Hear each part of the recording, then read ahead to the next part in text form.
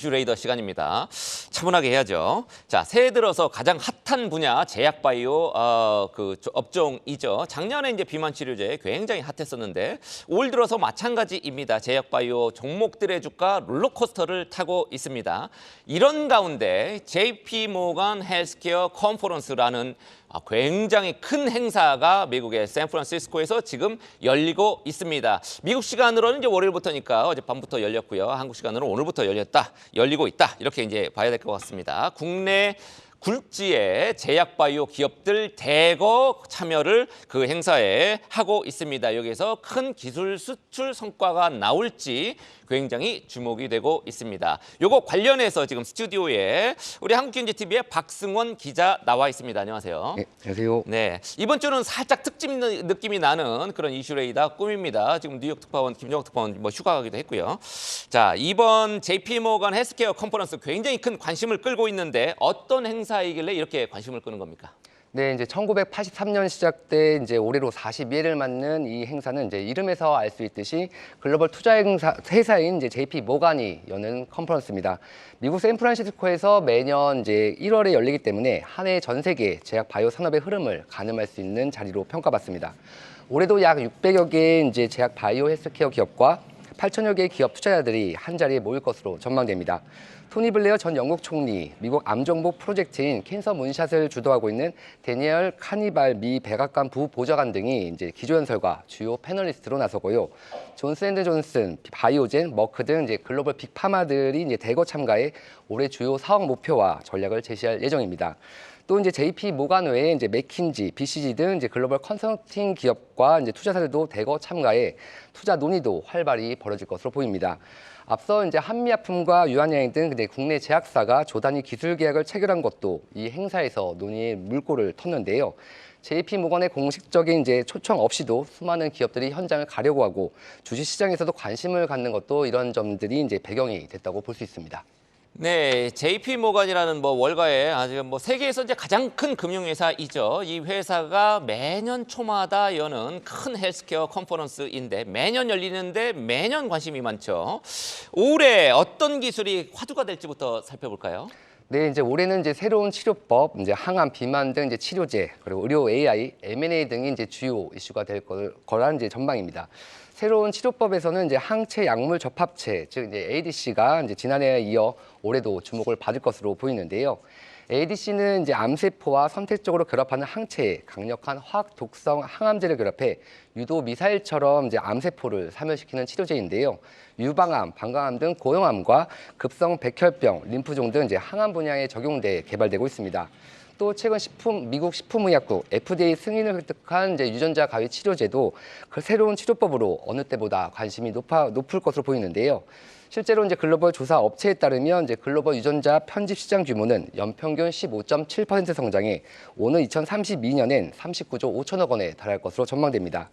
치료제 가운데서는 이제 지속적으로 관심을 모으는 이제 항암제와 함께 지난해 미국에서 정식 허가를 받은 레켄비 등 이제 알츠하이머 치료제, 위고비 열풍의 비만 치료제 역시 주목을 받을 것으로 전망됩니다. 여기에 이제 반도체 기업으로 유망한 이제 그 엔비디아의 참석으로 의료 AI가 부각될 것으로 보이고요.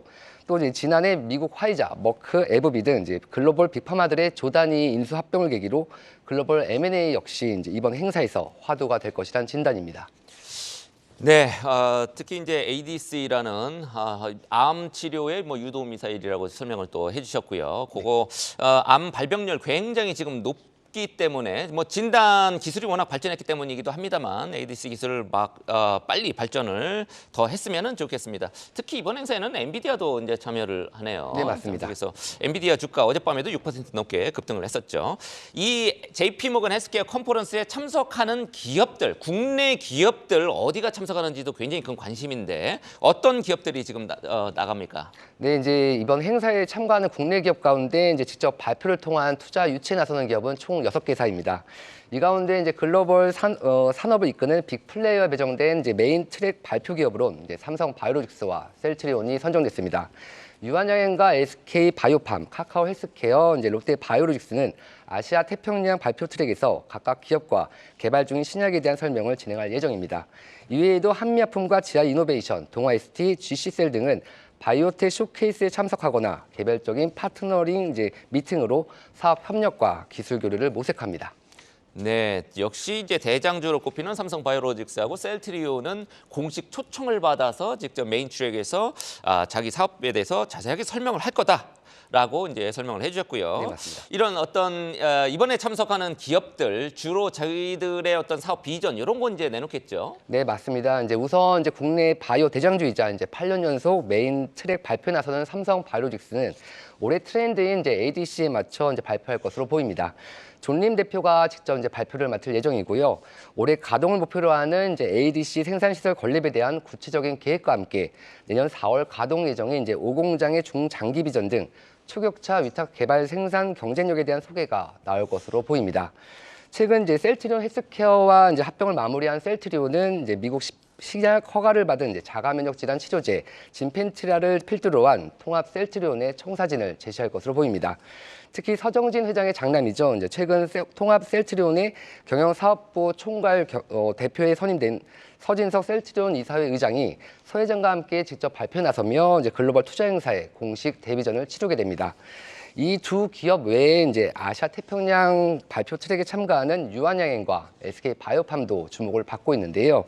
이 가운데 유한양행은 이제 폐암 신약 넥라자를 중심으로 한 발표를 SK 바이오팜은 이제 뇌전증 신약 세노바메이트를 적극 홍보할 것으로 보입니다. 관련해 전문가의 설명 들어보겠습니다. 성과를 기반으로 다른 파이프라인도 이제 소개가 이루어질 것으로 보고 있고요. 뭐 이런 게 분명히 이제 그런 미 FDA 허가에 대한 경험들 그리고 또 글로벌 마케팅에 대한 경험들이 이제 복합적으로 축적된 기업이기 때문에 이번에 이제 발표를 통해서 좀 더 많은 관심을 갖고 여러 가지 글로벌 얼라이언스 협력 관계를 이끌지 않을까 이렇게 생각합니다. 네, 이번 행사에서 가장 큰 관심사 역시 보통 이런 컨퍼런스에서 큰 규모의 뭐 어떤 빅딜 이런 것들이 이제 종종 터진단 말이죠. 이번에도 나올지 굉장히 큰 관심이 가는 건데 가시적인 성과를 내놓는 기업이 있을까요? 네, 이제 글로벌 빅파마들이 이제 이제를 통해서 이제 신기술을 쇼핑한다는 말이 있을 정도로 이제 기술력을 갖춘 이제 국내 기업들의 기술 수출이나 투자 유치에 대한 기대감은 큰 편입니다. 또 올해는 이제 금리 인하에 대한 기대감이 커지는 가운데 이제 성장 산업인 제약 바이오 산업의 이제 투자 수요가 회복될 것이란 전망이 나오는 점도 우호적인데요. 업계에서 이제 품목 허가를 받은 이제 신약을 보유한 기업보단 아직 임상 단계에 있는 기업들의 기술 수출이 이제 수출 기회가 더 클 것으로 보고 있습니다. 글로벌 빅파마 입장에서 이제 상업화 이전에 가능성이 높은 기술에 이제 관심을 가질 수밖에 없다는 이유에서인데요. 이런 측면에서 이제 위고비 열풍으로 이제 높은 성장 가능성을 엿본 비만 치료제를 개발 중인 기업에 이제 기대를 걸고 있습니다. 이 가운데 한미약품은 이제 비만 치료제 국내 임상 3상을 앞두고 있고 동아 ST는 자회사를 통해 미 FDA에 글로벌 1상 임상 시험 계획을 신청한 상태입니다. 이번 행사에서 실제 가시적인 성과로 이어지는지 이제 관심을 가질 필요가 있다는 조언입니다. 다만 이제 실제 계약은 다소 시간이 걸릴 것으로 보이는데요. 세계 최대 규모이고 이제 영향력이 큰 행사이긴 하지만 과거 사례를 보면 기술 수출의 경우 이 행사를 시작으로 이제 논의가 시작되고 실제 계약까지 간다면 통상 수개월이 지난 시점에서 공개가 되기 때문입니다. 네, 그렇군요. 이번 주에 지금 계속되는 JP모건 헬스케어 컨퍼런스 뭐 이번 주에 끝납니다만 여기에서 국내 기업들 기술 수출 성과가 얼마나 나올지 그거에 따라서 관련 종목들 주가 급등락할 겁니다. 우리 계속 예의주시 해봐야 될 것 같습니다. 지금까지 우리 박승원 기자 수고 많았습니다. 네, 이제 우리 신인규 기자 옆에 이제 앉아서 다음 이슈 계속 점검을 해보겠습니다. 지금 계속 논의되는 거 태영건설 드디어 워크아웃 개시할 건지 말 건지 결정하는 날이 11일로 예정이 돼 있습니다. 지금 두근두근하죠. 태영건설 관련된 이슈부터 먼저 다시 정리를 해보겠습니다. 태영건설에 대한 워크아웃, 법정 관리 갈 가능성이 주말에 조금 더 높아졌다가 다시 워크아웃으로 정리되는 분위기인데 간밤에 무슨 일이 있었습니까? 그나마 다행스러운 소식 나왔습니다. 이 채권단이 처음에 요구했던 한 태영 쪽에서 결국은 이행을 하기로 했죠. 앞서서 태영그룹이 이 태영인더스트리 매각 대금 이 온전히 태영건설에 써야 되는데 그러지 않아서 큰 반발을 샀었습니다. 당시 890억 원을 태영그룹의 지주사인 TY홀딩스에 주기로 했어서 이 사실이 알려지고 채권단들 사이에서 난리가 났었는데요. 그 이후에 금감원장까지 나서서 태영건설 비판하기도 했었죠. 결국에 태영그룹이 원안대로 태영건설 지원하기로 했고요. 그 과정에서 채권단이 요구했던 나머지 4가지 안, 뭐 평택사이로 지분 관련이라든지 계열사 팔아라라든지 이런 안들 원안대로 받아들이기로 했습니다. 네, 그렇습니다. 뼈를 깎는 자구안 내놓으라고 했더니 왜 남의 뼈만 깎냐 뭐 이래가지고 당시에, 지금 예. 채권단, 그다음에 정부 당국, 금융당국 반발을 했었죠. 관건은 추가 자구책, 특히 뭐 이제 주요 계열사인 뭐 SBS라든지 라든지 아니면은 우리 오너들의 사재 출연 뭐 이런 것들을 요구를 했었단 말이죠. 가능한 시나리오 어떤 게 있습니까? 일단 추가 자구안이 가장 중요하다는 걸 전제로 두고 말씀을 드리겠습니다. 이 대표적인 추가 자구안 시나리오 가운데 하나가 오너 일가가 갖고 있는 TY홀딩스의 지분을 내놓는 겁니다. 담보로 내놓는 건데 TY홀딩스 태영그룹의 지주사입니다.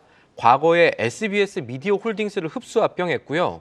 2021년 흡수합병 당시에요. 이 SBS 미디어 홀딩스 자산 평가가 5천억 원이 넘었습니다. 왜 이렇게 자산 평가가 지주사인데 높았냐?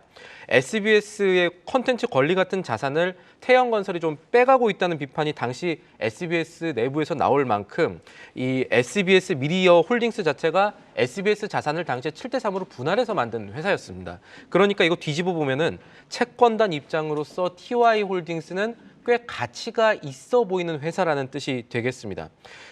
TY홀딩스의 총수 일가 지분이 얼마나 있는지 보면은 33.6% 정도 되거든요.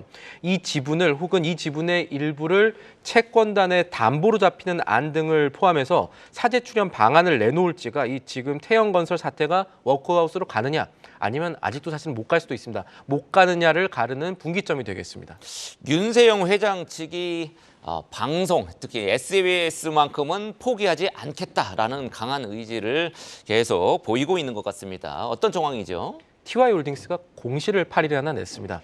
특수관계인에 대한 담보 제공이라는 제목이 붙어 있죠. 그러면 우리는 특수관계인은 누구고 담보는 뭐냐 이거 봐야 되는데 TY홀딩스가 이 330억 원을 빌렸는데 특수관계인이 윤세영 태영 창업회장의 딸 윤재연 블루원 대표입니다. TY홀딩스가 돈을 빌리긴 빌렸는데 총수 일가한테 돈을 빌린 거예요. 그러면 담보가 뭐냐? SBS 지분 117만 주입니다. 오너 일가로서는요. 최악의 경우 빌려준 돈 못 받더라도 SBS 지분은 가져갈 수가 있는 그런 구조를 이번에 담보 제공 차입을 통해서 만들어 놓은 겁니다. 거기다가 SBS의 금요일 종가를 생각해 보면 이거 어떻게 생각하면 오너 일가가 혼란을 틈타서 이 SBS에 대한 지배력을 오히려 조금 강화하려는 시도를 한 게 아닌가 이런 부정적인 해석도 나오고 있는데 왜냐하면은 SBS의 금요일 종가가 35,000원 선이셨거든요. 35,000원 정도였는데 이번에 담보 보면 117만 주 가져간 거를 보면은 윤 대표는 이번에 아마 한 28,000원 정도의 SBS를 가져갔다. 한 주당 28,000원에 가져갔다 이렇게 볼 수가 있기 때문에 사실은 이번에 SBS 담보로 한 것도 곱지 않은 시선이 나오고 있습니다. 이 중요한 거는 결국 어떤 속내이든 태영그룹에서 추가 자구안을 더 내놓지 않으면은 현재 힘겹게 살려놓고 있는 워크아웃이라는 불씨 꺼질지도 모른다는 점입니다. 아직은 안심할 수 없는 상황이라고 보시는 게 오히려 더 정확하겠습니다. 네, 관련해서 태영건설 주가 뭐 급락했다가 이제 계속 요즘에 뛰고 있는데 어제는 잠깐 올랐습니다. 네, 그거 계속 이제 지켜봐야 될 것 같고요. 뭐 우리 태영건설 쪽에서 먼저 원인 제공을 했으니까 주가는 빨리빨리 줘야죠. 예. 다음 이슈로 우리 주가 조작 관련해서 나쁜 놈들 잡는데 결정적인 제보를 하면 포상금을 많이 주겠다. 올리는 방향으로 지금 추진이 되고 있다고 하는데 어떤 내용입니까? 우선은 공익신고자 보호법 개정안이라는 것이 8일 법사위를 통과했습니다. 아마 오늘 본회의가 국회에서 열릴 텐데 이게 아마 처리될 가능성이 매우 높고요. 그동안에 우리나라에서 공익신고자에 대한 포상금 한도 뭐 적어 보이진 않지만 30억 원이라는 한도가 이 자본시장법 시행령 개정 이후에 30억 원으로 정해졌는데 이런 천장 자체를 없애는 대신에 공익신고로 과징금이 나오면요. 그 돈의 30%까지는 포상금으로 지급하는 식으로 좀 자본주의적으로 바뀌게 됩니다. 이게 우리만 만든 게 아니라 미국 거 따라한 겁니다. 제보자한테 파격적인 보상을 하는 미국 제도를 벤치마킹한 이른바 한국판 휘슬블로어 법안이 우리도 마련이 되는 겁니다. 네, 30%까지 이게 이제 제재금, 벌금의 30%까지 하는 거는 맞습니다. 이제 미국하고 같은 기준으로 지금 적용을 하는 것 같습니다. 그동안 불공정 거래, 주가 조작한 나쁜 놈들에 대한 제보, 결정적인 제보에 대한 포상금 얼마나 최고 얼마까지 지급을 했었습니까? 이 현 제도상 포상금 한도가 30억 규모였습니다. 자본시행법 개정이 됐으니까. 액수로 상한을 예. 매겼었군요. 그런데 이게 적다고 볼 수는 어렵다. 뭐 이렇게 보실 수도 있겠지만 실제로 집행된 금액 보면은 우리 제도 문제가 좀 있었구나 이렇게 생각하실 겁니다. 지난 한 해 뭐 라더견 씨 사건, 뭐 가수 임장정 씨도 뭐 나오고 뭐 이렇게 굵직한 주가 조작 사건이 매체를 장식했었는데 주가 조작 관련 포상금이 다 모아서 그 당시에 1억 원 수준이었습니다. 높지 않죠. 그리고 역대 단일 최고 포상액도 592만 원 수준이었습니다. 이건 너무 낮네요. 5,920만 원 수준이었습니다. 예, 이거는 뭐 우리 불공정 거래 규모를 감안하면 거의 뭐 푼돈 수준이네요. 한 2년 전에 제가 뉴욕에 있을 때 뭐 관련 칼럼을 쓴 적이 있는데 미국에서 그때 역대 최대 포상금 1억 달러 넘게 나왔었거든요. 우리 돈으로 1,300억 원이 한 방에 터지게 됐습니다. 포상금이. 지금까지 누적으로 뭐 10억 달러 넘게 이렇게 나왔었는데 우리나라의 불공정 거래에 대한 포상금이 이렇게 낮은 이유가 어디에 있습니까? 일단 주가 조작의 경우에 제보를 하더라도요. 여러 가지 이제 포상금을 지급하는 사항들이 다 까다롭게 정해져 있었습니다. 제보자가 주범이거나 공범이면 사실 포상이 불가능했고요.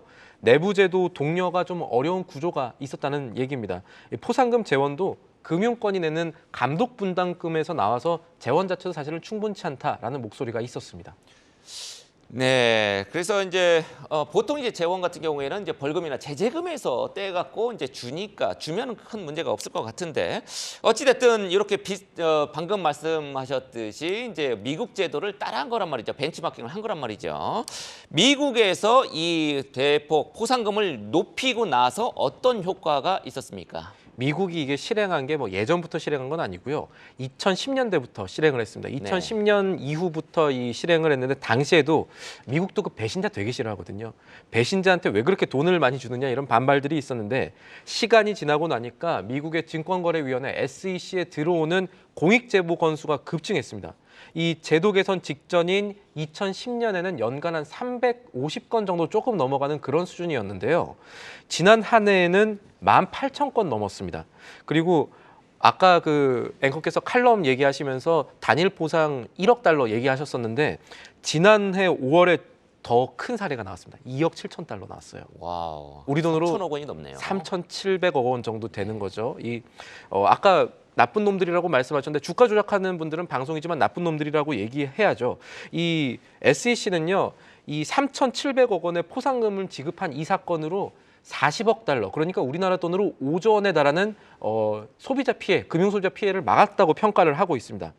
SEC 같은 경우는 포상금을 강화하니까 이 금융당국이 외부에서 접근하기 어려운 내부 정보들이 계속해서 이제 입수가 되고 있다면서 이런 포상금 제도 자체가 선제적 범죄 예방 효과가 굉장히 크다 이렇게 평가를 하고 있습니다.